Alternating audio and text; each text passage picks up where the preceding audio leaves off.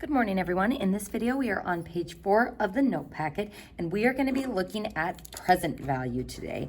So present value has to deal with compound interest. The formula for compound interest is this, and it can be rearranged to solve for P. And this is useful if we know A, the future amount, and we want to know P, the principal or the present value. So let's go ahead and just review the regular compound interest formula, which is A equals P times 1 plus R over M raised to the MT. So this formula is nice and easy to use if we are solving for A, but as we saw on that in-class problem we started yesterday, it's pretty awful if you're trying to solve for R or one of the other variables. So this layout for present value is just an easily isolated version to solve for P. So we're primarily going to focus on using this formula, the one that has it in terms of M and R instead of I and N. So you can use these variations, you can use the fraction variation of it, but this one I think is the easiest as long as you remember to include that negative. So that's one of the toughest things about this formula. And again, this is for the present value or the principal for our compound interest problem. So let's go ahead and look at example 3 and we can see how this formula works in action. It says if you would like to save $1,000 over the next 2 years in an account that earns 4.5% interest compounded quarterly, then how much should you initially invest? So what we know in this problem is the final account balance, or sometime in the future it's going to be equal to 1,000. So after 2 years our total account balance will be 1,000. What we want to know is how much should we initially invest, or the principal. So we could use our regular compound interest formula, but solving for P using this layout is just a little bit messier. So it's nice if we already have a formula that's already set up to solve for P. So let's go ahead and practice writing that expression. P equals A times 1 plus R over M raised to the negative MT. And let's start filling in our known values. So P is what we're looking for, the principal. We want to be able to save $1,000. 1 plus our rate, 4.5% as a working decimal is 0.045. 0.045. And then M, since this is compounded quarterly, our M is equal to 4. So the compounding periods per year is 4. So divided by 4, and then to the negative 4 times our T, which luckily for us is already in terms of years, is going to be 2. So what this says is, what amount do I need to invest initially so that after 2 years, using this compound interest, we will be able to get to $1,000. So folks, let's go ahead and type this in on our calculator. So we've got 1,000 times 1 plus 0.045 divided by 4 raised to the, okay, now be careful here, folks, because 1, it's easy to forget the negative since it's not in our regular compound interest formula. And 2, if you're using an older calculator, you will need to enclose that top part in parentheses. Or, since we're dealing with easy numbers here, folks, just take negative 4 times 2 and take it to the negative 8th power. All right, and this gives me a principal rounded to 2 decimal places of $914.39.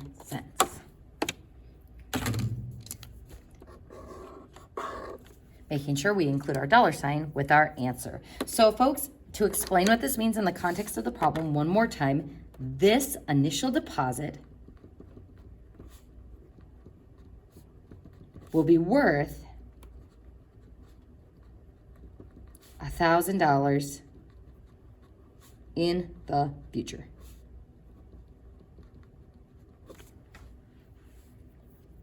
So it's just a rearrangement of our compound interest formula rearranged to solve for P.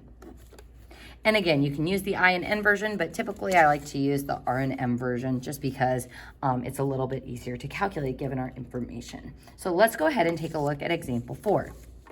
Example 4 says, find the present value, which is the same as the principal, P, of $16,000 in 9 years if the money can be invested at 6% interest compounded semi-annually. So we are looking for P, looking for the present value of $16,000. So that is our final amount after 9 years. There's our T. If the money can be invested at 6%, 0.06, compounded semi-annually. So compounded semi-annually means that our M is equal to 2. So semi-annually means twice a year. All right, folks, so using that equation, we're going to have P equals our A value, which is the 16,000,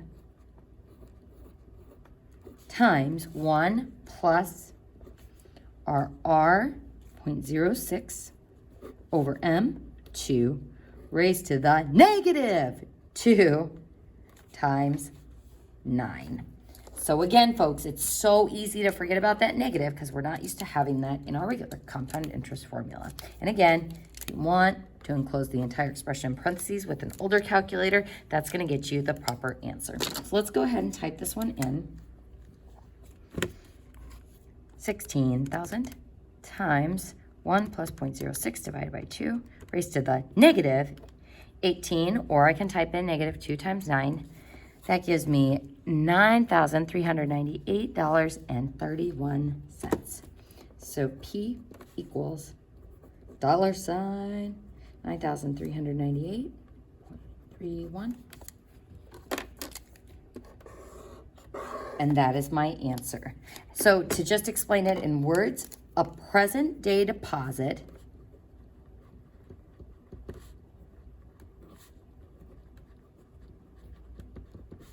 of $9,398.31 at 6%, compounded semi-annually,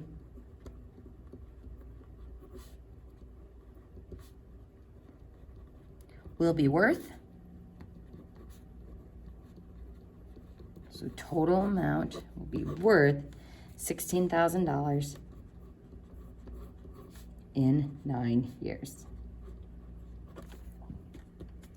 So these are different ways of wording the same type of problem that we did on example 3. So a present day deposit is the principal, so present value or principal will accumulate to be 16,000 after 9 years. So think about whether your answer makes sense. If we want it to be equal to this after a certain amount of time, our initial deposit should be less than that. All right, folks, in the next section, we are going to be getting into how to use our calculator to solve some of the not so friendly algebraic solving problems like we encountered yesterday in the practice set. So solving for time in our compound interest formula, whether it's up here in the exponent or here in the exponent, so it doesn't matter which compound interest formula I'm using, solving for time is a problem. It's more complicated than just a simple algebraic rearrangement like solving for p, which is what our formula above covered. We can do this using logarithms, but for right now, we're simply going to use our calculator.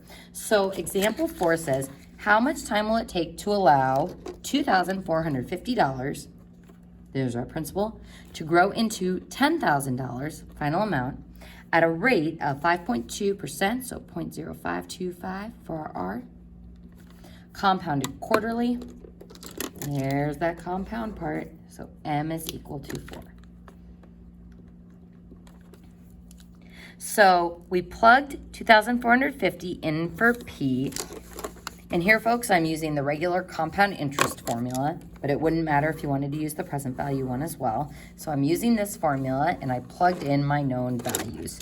So as I'm looking at this, the problem is that our variable is in the exponent. So I would go ahead and just circle that T because that's going to be an issue for us. And to put it in simpler terms, folks, if you're like, why is this a problem? Let's say I had 13 equals 2 to the x. Can I algebraically solve this? We can using logarithms, but as far as just like regular algebra, how can I isolate that x? Can I divide by 2? No, that's not going to be right. And actually, let's go ahead and make this even easier. Let's say we have 8 equals 2 to the x. So algebraically, if I try dividing both sides by 2, we would get a floating exponent of x equals 4. Well, folks, is 2 to the 4th equal to 8? No, it's equal to 16. 2 to the 3rd equals 8, but is there any way for me to get to this correct answer by algebraically isolating my x? And the answer is no, at least not in this point in time. Later we'll figure out how to do this with logs, but anytime you have a variable in the exponent, it's going to be tough to solve algebraically. So here's our initial setup. And what we are going to do essentially is we are going to graph the right side of the equation as a y equals. So in other words, I'm pretty much saying my account is equal to this setup, and we get an exponential equation. So this is our exponential equation. And it's really set up as amount is equal to something in terms of our compound interest. Now, what we are going to do with this side is we are going to set this up as a second y equals equation. Now, this is a constant value. So we are going to graph both of these equations on our calculator. And what we are going to do is see when this exponential equation intersects with that constant line. So we want to know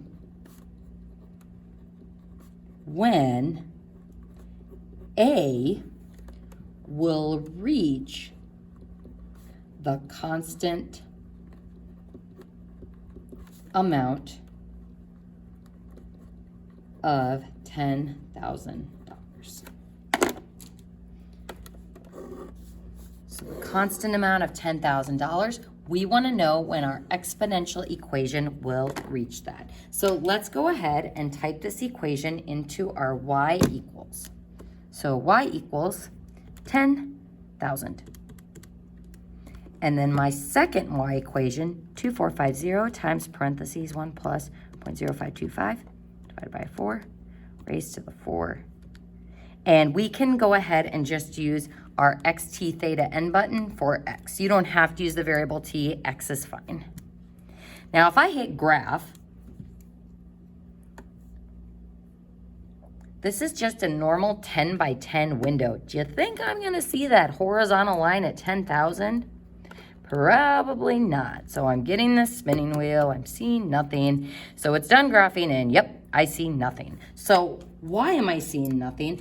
I need my calculator to best zoom to meet my data needs. So we're gonna use zoom fit to get a better look at our data. So zoom fit. So hit your zoom button and then option 0, zoom fit.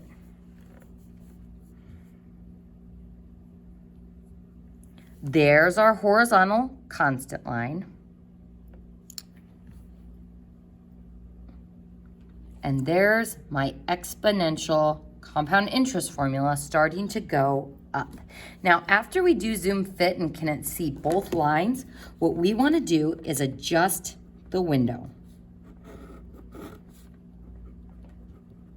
And we want to adjust it to view the intersection point, because our calculator won't find it unless it can see it. So adjust the window to view the intersection point.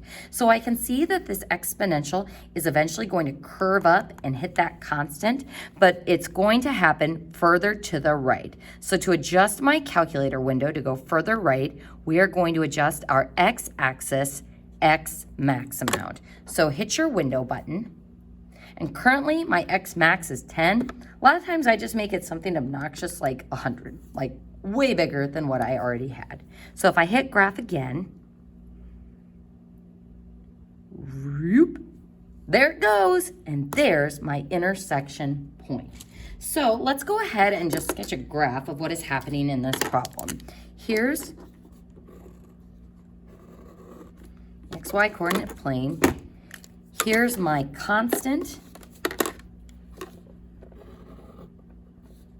at y equals 10,000. And we want to know when that compound amount, which is our y value in this expression, is going to curve up and hit that constant value. So curving up.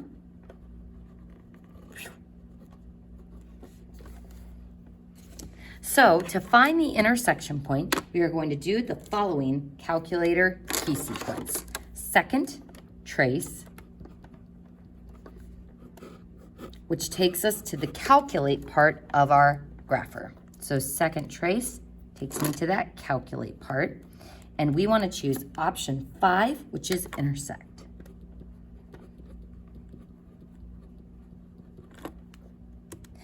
After we are back to the graph, it's going to ask you first curve, just select enter. Second curve, enter again. And for the guess, enter a third time. So enter 3 times.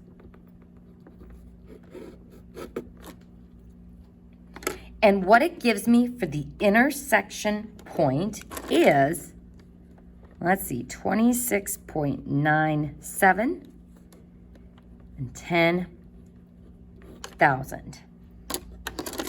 So if we want to write this as our final answer to answer the question, what did y represent in this equation? Y represented the amount. So when did our amount hit 10,000? The x in this expression is the t, or the time. So after what amount of time will it reach 10,000? Well, at 26 years, it won't quite be to 10,000. At 26.97 years, it will be at 10,000. So if we wanted to round up to the nearest year, we would say 27 years.